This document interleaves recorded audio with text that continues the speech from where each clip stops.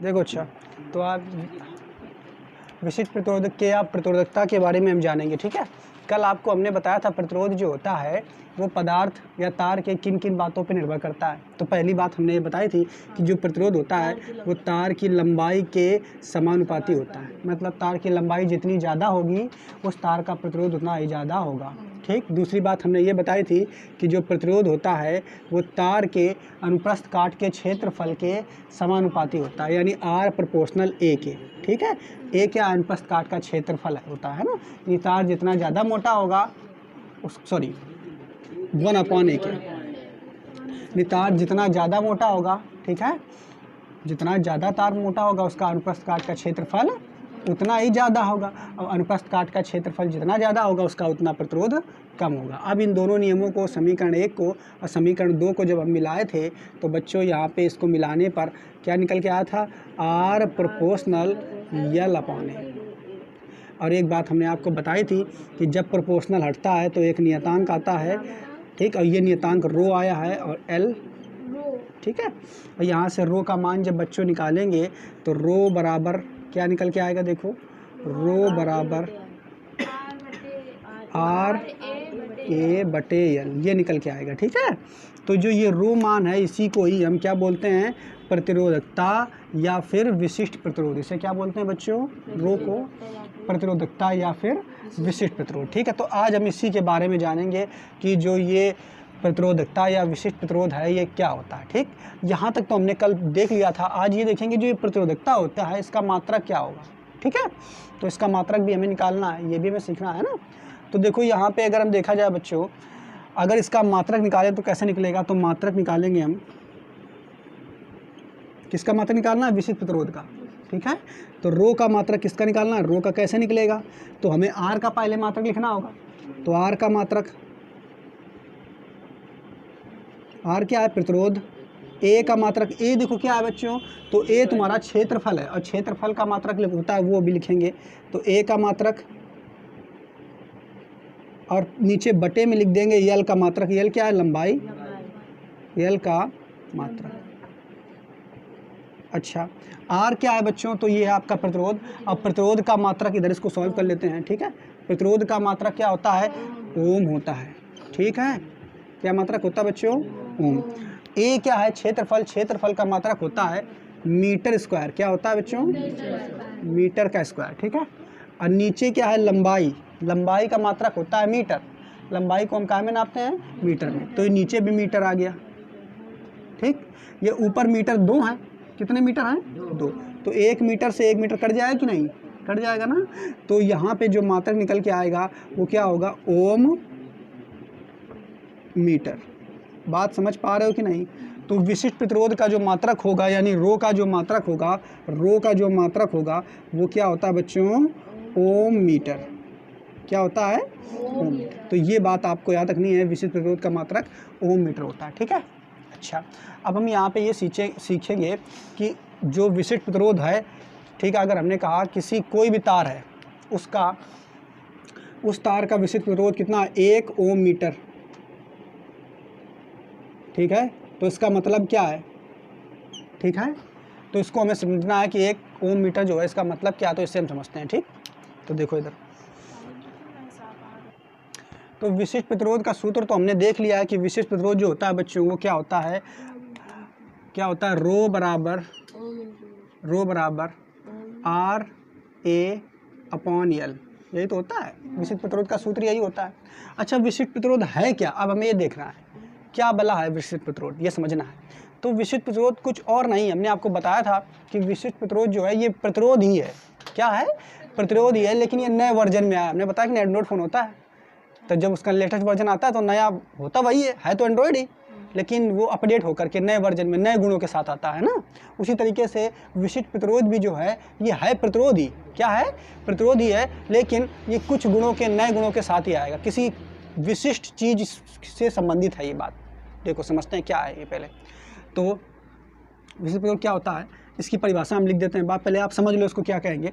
मान लेते हैं अगर कोई, इसको अगर हम ऐसे करें, रो बराबर R क्या है, तो प्रतिरोध है, इसकी जगह हम लिख दे 1, ठीक है। आर, या केवल आर ही बना रहने दो इसको, यहाँ पे आर, और ए जो है, ए क्या है, ये क्या है, क्षेत्रफल होता है ना किसी तार का, तो इसको लिख देंगे 1 मीटर स्क्वायर। किसी तार का क्षेत्रफल है 1 मीटर स्क्वायर बटे, और नीचे क्या कर दें 1, नीचे भी क्या कर दें 1 मीटर।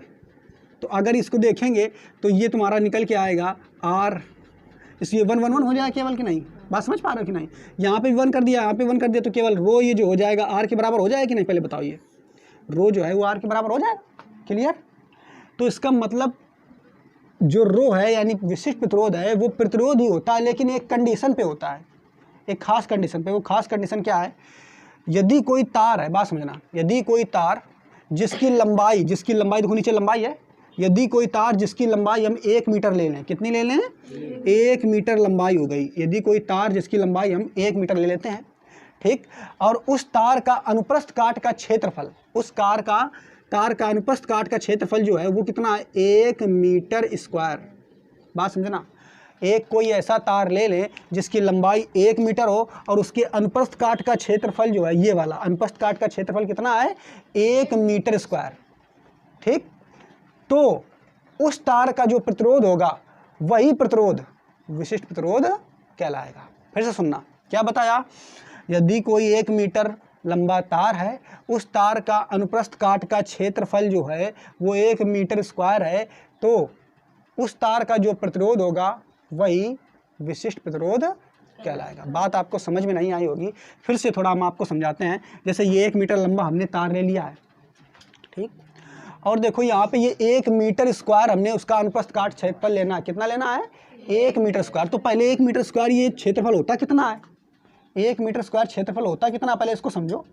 तो क्षेत्रफल बराबर बच्चों क्या होता है, क्षेत्रफल बराबर होता है लंबाई और गुणा चौड़ाई होता है ना, सबको मालूम है। तो 1 मीटर स्क्वायर लेना है तो इसका मतलब लंबाई तुम्हें कितनी लेनी होगी 1 मीटर, चौड़ाई कितनी लेनी होगी 1 मीटर, तभी तो 1 मीटर स्क्वायर आएगा, ठीक। यानी तुम्हें क्या लेना है, अगर हम कहें 1 मीटर स्क्वायर क्षेत्रफल कितना होगा, क्षेत्रफल का मतलब होता है खाली जगह, ये समतल जगह है। तो अगर हम आपसे कहें कि 1 मीटर स्क्वायर क्षेत्रफल कितना होता है, तो देखो आपको लंबाई कितनी लेनी होगी 1 मीटर, कितनी लेनी होगी 1 मीटर, तो 1 मीटर लंबाई ऐसे ले ली। अब 1 मीटर आपको चौड़ाई लेनी है, तो चौड़ाई ऊपर को 1 मीटर लो, ऐसे 1 मीटर चौड़ाई ऊपर को लो, ठीक। अब इसके बाद जब 1 मीटर ऊपर लंबाई ले ली, 1 मीटर चौड़ाई ले ली, और इन दोनों रेखाओं को आपको ऐसे से मिलाना। मान लिया ये देखो हमने ऐसे खींच लेना, ये 1 मीटर हमने लंबाई ले ली, 1 मीटर चौड़ाई ऐसे ले ली। अब इन दोनों रेखाओं को ये इसके साथ में, जैसे ये खींची लंबाई, इसी के समान तरह की रेखा अपने आप खींच देंगे, और इसके साथ अपने आप खींच देंगे। तो ये इस तरीके जो खाली जगह आई, समतल प्लेन जो आया है, ये जो क्षेत्रफल होगा ये कितना होगा 1 मीटर स्क्वायर। बात समझ पा रहे हो कि नहीं, 1 मीटर स्क्वायर क्षेत्रफल कितना होता है, तो बहुत ज़्यादा होता है ये क्षेत्रफल। जैसे यहाँ पे देख रहे हो इसका क्षेत्रफल बहुत कम है, ये बहुत कम दिख रहा है। 1 मीटर स्क्वायर क्षेत्रफल कितना होता है, लगभग 1 हाथ के बराबर ऐसे लंबाई चलो ऐसे, ठीक। अब ऐसे एक हाथ के बराबर 1 मीटर ऊपर ऊंचाई चलो, अब फिर इधर चलो ऐसे 1 मीटर, फिर इधर चलो, तो इतना जगह खाली जगह आप देख रहे हो, तो देखोगे इतना क्षेत्रफल 1 मीटर स्क्वायर होगा। बात समझ पा रहे हो कि नहीं। तो इतना ज़्यादा जगह, इतनी ज़्यादा जगह मतलब 1 मीटर स्क्वायर में होगी, कवर करेगी, तो वो फिर इतना मोटाई का तार थोड़ा रह जाएगा वो। अगर किसी तार का अनुप्रस्थ काट का क्षेत्रफल 1 मीटर स्क्वायर होगा, तो 1 मीटर स्क्वायर हम जान चुके हैं इतना क्षेत्रफल होगा। बात समझ पा रहे हो कि नहीं, लगभग इतना। तो जब इतना हो जाएगा तो वो इतना मोटा तार हो जाएगा, बहुत ज़्यादा मोटा तार थोड़ा रह जाएगा, वो तो फिर बेलन बन जाएगा। जैसे आपने अगर रोलर का पहिया देखा होगा, तो रोलर का पहिया जो होता है उसका क्षेत्रफल होगा लगभग 1 मीटर स्क्वायर। ऐसे रोलर का पहिया होता है, तो उस पहिए का क्षेत्रफल आगे वाला देखोगे वो वाला, तो वो 1 मीटर स्क्वायर होगा। तो वो तार थोड़ा होगा, तो वो तो एक रोलर बन जाएगा, पहिया बेलन बन जाएगा, ठीक। तो हमने क्या बताया कि यदि कोई तार जिसका लंबाई 1 मीटर हो, उसके अनुप्रस्थ काट का क्षेत्रफल 1 मीटर स्क्वायर हो, तो उस तार का प्रतिरोध जितना होगा उसी तार को हम विशिष्ट प्रतिरोध कहेंगे। बात समझ पाए कि नहीं, ठीक। इसी बात को हम लिख लेते हैं, ठीक है। तो इसकी परिभाषा विशिष्ट प्रतिरोध की देख लेते हैं। यदि किसी तार की लंबाई जो है 1 मीटर हो, कितनी लंबाई हो 1 मीटर, और उस तार का अनुप्रस्थ काट का क्षेत्रफल यानी उसकी मोटाई जो है, ठीक है, ये अनुप्रस्थ काट का क्षेत्रफल हमने आपको बताया। जैसे ये आप देख रहे हो ना तार, तो इसके सामने का जो क्षेत्रफल देख रहे हो ये वाला, ये पृष्ठ, तो ये अनुप्रस्थ काट का क्षेत्रफल 1 मीटर स्क्वायर हो, तो उस तार का जो प्रतिरोध होगा उसी को हम विशिष्ट प्रतिरोध कहते हैं, ठीक है। और ये आपको इस तरीके से समझ लेना है कि विशिष्ट प्रतिरोध क्या होता है। क्लियर, तो नोट कर लो इसे जल्दी से। एक पॉइंट और ये यहाँ पे, जो आपकी धातुएं होती हैं, ठीक है, तो उन धातुओं की प्रतिरोधकता जो होती है, यानी विशिष्ट प्रतिरोध होता है, वो बहुत ही कैसा होता है, कम होता है। धातुओं की प्रतिरोधकता जो होती है बहुत ही कम होती है। अगर प्रतिरोधकता कम होगी तो हमने आपको बताया था, प्रतिरोध जितना ज़्यादा कम होगा उससे धारा उतनी ही ज़्यादा बहेगी। बात समझ पा रहे हो कि नहीं? तो धातुओं की प्रतिरोधकता जो होती है बहुत कम होती है, लगभग यहाँ पे दिया गया 10⁻⁸ ओम मीटर से 10⁻⁶ ओम मीटर के बीच में इसकी रेंज होती है। कितनी होती है? 10⁻⁸ ओम मीटर से 10⁻�6 ओम मीटर के बीच होती है। इसी कारण धातुओं में आसानी से विद्युत धारा बह लेती है। बात समझ पा रहे हो? इसी कारण धातुओं में आसानी से विद्युत धारा बहती है, इसीलिए ये अच्छे विद्युत के चालक होते हैं। धातुओं के तार इसीलिए तो बनाए जाते हैं क्योंकि उसमें आसानी से धारा बह जाती है, समझ रहे हो, और उसकी प्रतिरोधकता बहुत कम होती है। और इसके अलावा जो प्लास्टिक वगैरह होती है, अन्य चीज़ें होती हैं, उसमें क्या धारा बहती है? क्या नहीं बहती है, तो उनकी प्रतिरोधकता बहुत उच्च होती है। अब जब प्रतिरोधकता बहुत उच्च होती है तो इस कारण वो विद्युत के चालक नहीं होते हैं, विद्युत धारा उसमें आसानी से नहीं बहती। तो ये पॉइंट आपको नोट करना है। तो अब हम कुछ एनसीईआरटी के क्वेश्चन करेंगे जो कि ओम के नियम पे आधारित होंगे, समझ पा रहे हो? तो यहाँ पे देखो एक क्वेश्चन दिया गया है, सबसे पहला इसको पढ़ते हैं। दिया है, यदि किसी विद्युत बल्ब के तंतु का प्रतिरोध है वो कितना है? 1200 ओम है, तो यह बल्ब 220 वोल्ट के स्रोत से कितनी विद्युत धारा लेगा? पहला क्या कह रहा है? यदि किसी विद्युत बल्ब की, ये पहला क्वेश्चन हो गया। अब इसके बाद यहाँ से दूसरा क्वेश्चन है, यदि किसी विद्युत बल्ब के तंतु का प्रतिरोध दिया है ना, तंतु का प्रतिरोध को कैसे प्रदर्शित करते हैं? आर से। तो आर बराबर बच्चों हो जाएगा 1200 ओम।